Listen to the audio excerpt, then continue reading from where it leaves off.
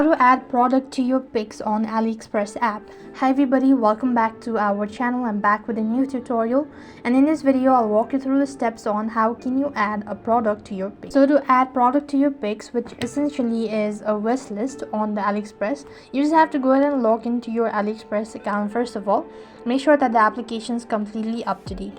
After you're logged in, then you want to click the product that you wish to add it. So let's see, I'm gonna go with this one. When you open up the products or the detail page here, what you can do is scroll down a bit and you could go ahead and add the product to your wish list. Now that you are taken to this page, what you have to do is, in order to add it, so you could actually go ahead and press the heart icon right over here, and then you could go ahead and click on create for your first wish list, or you could actually go ahead and list the name as well. Now in some cases, if you have this Piics option, you could go ahead and press that as well, but it basically means adding to a new wish list. Once you've done it, so click on create and you could see that the product has been added to my wish list. So this is the way you could go ahead and add the product to your wish list or to your Piics. I hope the video was helpful.